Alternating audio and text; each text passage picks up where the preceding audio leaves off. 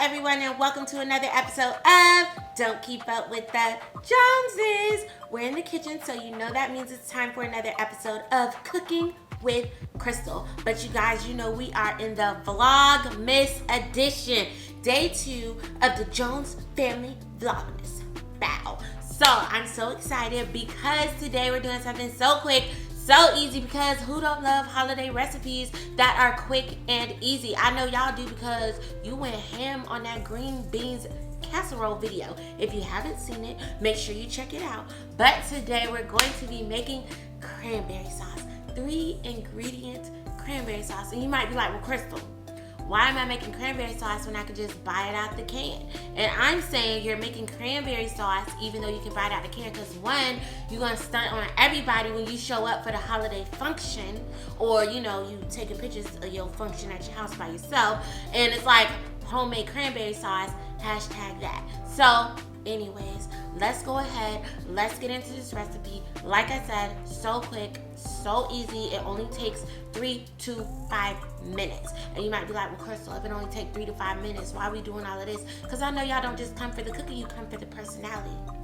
So, anyways, let's go ahead and let's actually get into these cranberries. So, your 3 ingredients. I forgot the most important ingredient behind me, cranberries. You want some cranberries, regular bag, and it's a wash and rinse before use, so I'm going to rinse my cranberries off.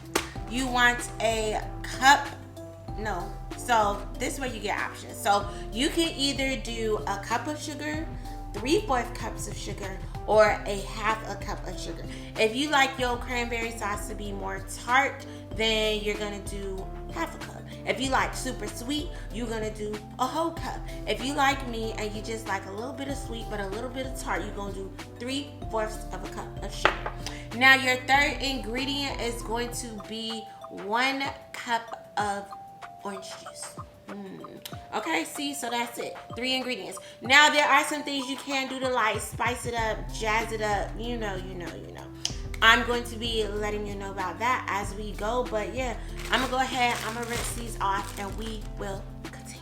Okay, you guys, so my berries are rinsed. I'm gonna go ahead, I'm gonna pour them into my pot. I'm going to pour I'm gonna do my orange juice next. I'm gonna pour my orange juice into my pot, and then I'm going to pour my sugar into my pot. So pour all your ingredients, mix them all like that. Then I'm gonna get a spoon.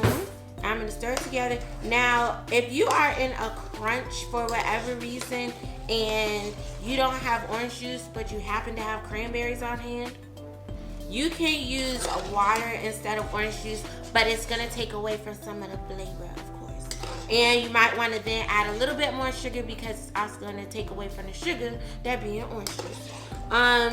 And then another thing is when you rinse off your cranberries, make sure you get any stems. Like sometimes there's like stems that are still on the berries that, you know, whatever, the manufacturer didn't get off.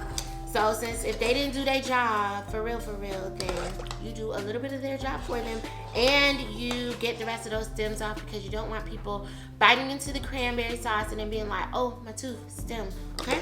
So now that I have this all mixed up, all I'm gonna do is I'm gonna put it on the stove and I'm gonna let it cook for medium to high heat. Okay, so I'm gonna do that. You want to stir it frequently like this. I'm showing y'all this stir situation, and you're gonna wait a little bit and then you're gonna stir it some more, but you want to stir it frequently while it's cooking, and the more it cooks, the more the berries are gonna break down. So depending on how chunky you like your cranberry sauce, that's how much you want to let it cook down. And then after it has the berry consistency that you want, then you let it cool. And when it cools, that's when it turns into that more jelly-like substance. So I'm gonna go ahead, I'm gonna get this on the stove, and then I'm gonna be back. All right, you guys, so we have our pot off of the stove, and let me give you a close-up of what this is looking like.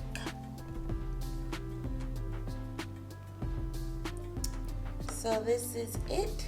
Yummy, yummy. Now, what I'm gonna do is I'm gonna take it up a notch, just a little piece.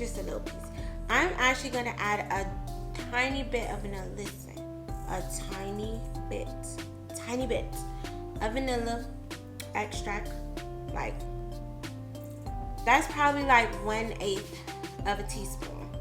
That measurement comes on your measurement thingy. So like 1/8 of a teaspoon. And then I'm gonna add a little bit of cinnamon. We'll call that 1/8 of a teaspoon also. And then you're gonna mix it up. And I'm actually still doing this while it's hot. I just wanted y'all to see me doing it. So that's why I took it off the stove, but it's still hot. So mix it in while it's hot and then go ahead, stir it up. Stir it up. Oh, it smells so good, you guys. And then you're gonna transfer it to your container. And again, while it's chilling, that's when it's gonna get jelly-like. Now, something else that you need to remember is you're gonna cover this up while it's cooking unless you're like stirring it. And so you want to be mindful of not letting it bubble over. I had a little bubble overage.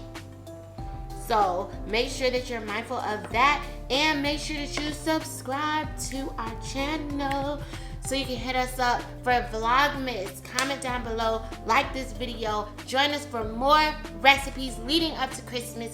Giveaways, games, all kind of stuff, fun stuff. And so you don't want to miss out on any of that. So go ahead, subscribe to the channel, and yeah, Vlogmas 2020 DKUJ style is going down.